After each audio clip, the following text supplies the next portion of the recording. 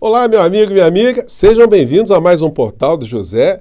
Hoje, num dia de acontecimentos muito importantes aqui no Brasil e alguns que, infelizmente, não estão recebendo o destaque necessário, o destaque obrigatório pelos grandes veículos de comunicação, até porque o debate desses fatos provoca uma maior conscientização da sociedade, uma maior percepção da realidade que está acontecendo aqui no Brasil e, sobretudo, a politização de determinadas situações. Vou conversar com vocês sobre exatamente o que está acontecendo e falar também sobre mais um fato inusitado envolvendo um mentor espiritual, intelectual, constitucional, jurídico do inelegível, o pastor Silas Malafaia, que ressurgiu depois de alguns dias sem falar nada, porque ele disse que tinha um vídeo, esse vídeo agora desapareceu, não está falando mais nisso, mas agora ele está prometendo processar um senador da República por coisas que o senador disse, e eu vou mostrar aqui para vocês, e vocês farão análise se o senador Jorge Cajuru está inventando história ou não, né? Vou conversar também sobre situações concretas que estão acontecendo hoje no governo brasileiro, no governo federal, algumas iniciativas e algumas situações aí que estão apontando para mudanças muito importantes. Antes de mais nada, quero convidar você que está chegando agora ao nosso portal e ainda não nos conhecia para que você se inscreva aqui conosco, conheça também os nossos outros vídeos. Se você gostar, compartilhe, recomende. Não se esqueça, dê o seu joinha, mande seu comentário e, se puder, se inscreva aqui também no nosso clube de membros. Você que é muito bem-vindo e muito bem-vindo. Gente, vamos aqui a um assunto muito importante que não poderia ser tratado de uma maneira mais branda, né? Me refiro aqui ao julgamento que foi marcado para hoje, no júri popular, do assassino de Marcelo Arruda. Vocês todos já sabem qual é a história. Matéria do UOL coloca o seguinte título: Júri popular de bolsonarista que matou petista em Foz do Iguaçu é adiado. O que aconteceu? O julgamento seria hoje, mas a defesa do bolsonarista, alegando que não tinha a defesa completamente organizada, eles queriam chamar uma outra testemunha daquele episódio e o presidente do júri não aceitou. E aí o que acontece com os advogados? Saíram, foram embora. Tiraram a toga, foram embora, né? E quando acontece isso, o julgamento não pode prosseguir, porque você não pode prosseguir o julgamento num caso de homicídio sem que haja uma defesa. Então foi marcado um adiamento desse júri, mas a situação do indivíduo está muito complicada, né? Para dizer o mínimo. Agora, vejam a diferença. O UOL falou, bolsonarista matou petista. Isso dá uma noção para a gente que esse assassino, ele agiu por motivação política. Isso não pode ser desprezado, porque isso revela um adoecimento de uma parcela da sociedade brasileira e a influência do discurso criminoso do genocida no comportamento do assassino. Isso tem que ser exposto, isso tem que servir como uma espécie de educação cívica, uma educação política, uma educação civilizatória. Então, quando isso é escondido, isso transforma um assassino ou um assassinato numa coisa trivial, numa coisa que aconteceu casualmente, como se fosse um atrito de dois estressados num acidente de trânsito, né? E não foi isso. Esse assunto precisava ser mais esmiuçado, né?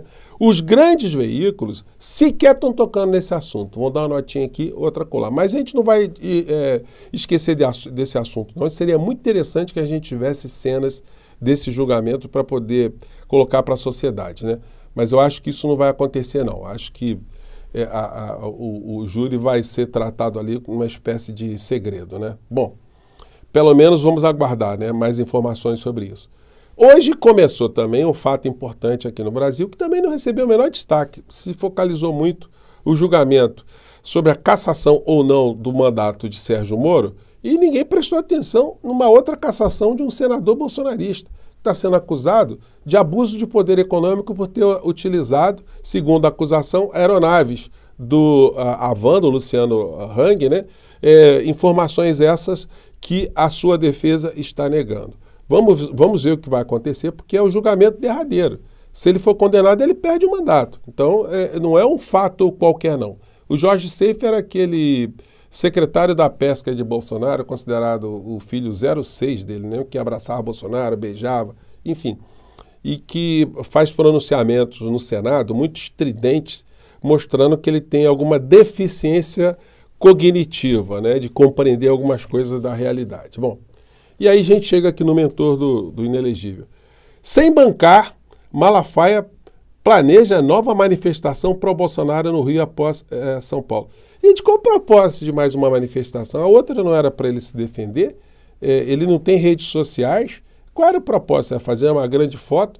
Então, fica muito claro que eles querem constranger o Poder Judiciário. Vamos nos lembrar que de hoje para amanhã, o senhor Paulo Gonet, o Procurador-Geral da República, está com duas decisões para serem colocadas. Uma em relação a medidas restritivas ali em relação ao Bolsonaro ter para a Embaixada da Hungria e outra envolvendo aí a falsificação, adulteração dos cartões de vacina, invasão no sistema do SUS e formação de quadrilha. São duas situações aí que a gente certamente terá algum tipo de posicionamento até amanhã. Bom, vamos aguardar e cobrar, né? Mas aí a criatura, ele está agora revoltado porque o senador Jorge Cajuru tem feito críticas muito contundentes ao Silas Malafaia, né? E num programa recente ele mandou essa, além de outras que ele tem falado no exercício da função dele lá no Senado. Vamos acompanhar aqui. Um bandido como Malafaia, você tem que pagá-lo para chegar a Deus. Ele está milionário, usa relógio de ouro, tem mansão. Ele não é homem de Deus, mas ele é homem do capeta. Ele diz que tem um legado. Que legado, senhor? Ele é um homem do capeta, senhor. A hora que ele morrer, Deus não aceita ele entrar no céu nunca. Bom, segundo os bolsonaristas, isso é liberdade de expressão, né? É a opinião do senador Jorge Cajuru, e ele tem imunidade parlamentar. Como é que fica agora o discurso dos bolsonaristas? Pode processar ou não pode processar? Como é que fica isso? É liberdade de expressão ou não é liberdade de expressão? A liberdade de expressão é ilimitada? Bom, vamos ver aqui, o Jorge Cajuru mandou mais algumas observações. Você é um picareta. Mas por quê? O nosso querido, amado e imortal jornalista Ricardo Boechat o defendeu muito bem, o definiu muito bem, lembra? Lembro. Eu não vou só falar aquela frase que ele falou, vai chupar. Lembra? Ele falou, vai chupar uma rola. É isso aí, você lembra? Você já falou no ar, pronto. Então, é apenas uma das falas, né, do senador Jorge Cajuru. E o Malafaia veio a público hoje dizer que vai processar o Cajuru, né? Do Brasil. Para onde nós chegamos, um senador da República chegar a um nível tão baixo? Ô Cajuru, tu virou a rainha da fofoca. Um dia desse eu estava falando mal do Silvio Santos e agora resolveu me caluniar. Deixa eu te falar uma coisa, Cajuru. Eu vou te dar a oportunidade na justiça de você provar o que você anda dizendo de mim. Só queria te lembrar... Vai ser difícil, né? Provar que o pastor é homem do capeta, né? Então vai ser uma discussão interessante, né? Vamos acompanhar aí o que vai acontecer no meio dessa história, né? Bom, a gente saindo um pouco desse mundo aí do bizarro, entrando aqui para o mundo concreto, temos aí perspectivas de mudanças na Petrobras. Prates se irrita, pede conversa definitiva com Lula e pode sair da Petrobras. Iniciativa ocorre depois que ataques de membros do governo se intensificaram, partindo especialmente dos ministros Alexandre Silveira e Rui Costa. Outra matéria aqui, Prates quer que Lula arbitre tiroteio por vaga e diz aliados que blinda Petrobras. Gente, fato é o seguinte, a política de preços da Petrobras, ela deu uma mexidinha, mas os dividendos que estão sendo pagos a estrangeiros, grupos privados, em detrimento de investimentos que a Petrobras deveria fazer, como sempre fez na nossa soberania energética, na indústria, na economia aqui no nosso país. Enfim, o presidente da República ele sinalizou que a conta estava alta demais para o povo brasileiro. Se tem uma coisa que pode melhorar muito a popularidade de um governo, é reduzir tarifas de um modo que o povo perceba. E o preço do combustível, embora tenha dado uma diminuída, ele poderia diminuir ainda mais se a política de preços da Petrobras não tivesse levando em consideração ainda a variação dos preços internacionais. Isso não foi afastado. Então o governo tem que ter firmeza na defesa da empresa, na defesa dos interesses nacionais, não nos interesses dos meios de comunicação ou de grupos de acionistas privados, né? Então nós vamos ver aí mais informações sobre isso. Gente, eu tinha separado aqui para vocês um trecho, né? Porque de um editorial que eu mostrei ontem do Jornal Nacional. E muitas pessoas mandaram comentários aqui para o nosso portal porque não tinham percebido que durante a pandemia inteira o jornalismo da Globo não personalizava, né? Ou personificava que nós tínhamos um presidente da República e que ele tinha um nome e que ele tinha responsabilidades na história. O editorial e Coisa Nenhuma foi a mesma coisa. Esse editorial tem 3 anos.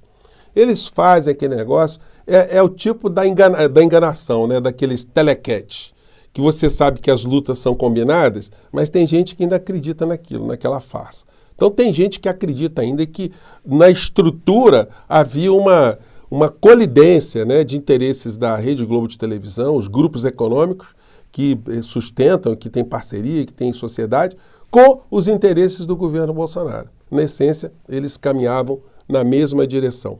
Vocês querem a prova disso? O editorial, jogando para a torcida, fez assim, uma menção que aquilo que era meio inaceitável, né, que tinham responsáveis. Mas, decorridos esses 3 anos, eu pergunto a vocês, qual foi a matéria jornalística que a Rede Globo de televisão fez cobrando o senhor Augusto Aras, cobrando a senhora Lindora Araújo, explicando para o cidadão o que faz a Procuradoria-Geral da República, que é o titular de ações penais contra o presidente da República? Qual foi a cobrança que eles fizeram do resultado da CPMI, que foi levado até a figura do senhor Augusto Aras e ele botou para baixo do tapete? Alguém viu alguma cobertura jornalística disso? Não. Simplesmente, ao não abordarem o assunto, eles ajudaram a blindar a criatura do inelegível. Isso explica porque os processos só agora estão começando, porque houve a troca na Procuradoria-Geral da República e o senhor Paulo Gonet agora está começando lentamente a colocar essa máquina para andar. Se você tem dúvida, vamos acompanhar aqui de novo. Tempo de evitar ainda mais vítimas fatais. No editorial que marcou as 100 mil mortes, nós dissemos que era preciso apurar de quem é a culpa. Pois é, precisava apurar de quem é a culpa, né? Vocês ajudaram a apurar de quem era a culpa, né? A Renata Vasconcelos dá até uma respirada, né, profunda, né? Dissemos textualmente que esse momento chegaria. Desde o início de maio, o Senado está investigando responsabilidades. Haverá consequências. E a mais básica será a de ter levado ao povo brasileiro o conhecimento sobre como e por que se chegou até aqui.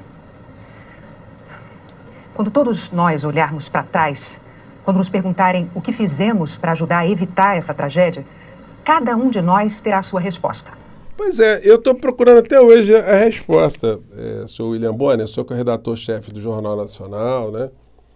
Vocês fizeram alguma cobertura cobrando as consequências disso que vocês denunciaram que foi uma coisa muito grave contra o povo brasileiro? Nós jamais esqueceremos? Bom, vocês já esqueceram, mas nós aqui não esquecemos, não. Vocês têm responsabilidade nessas mortes também.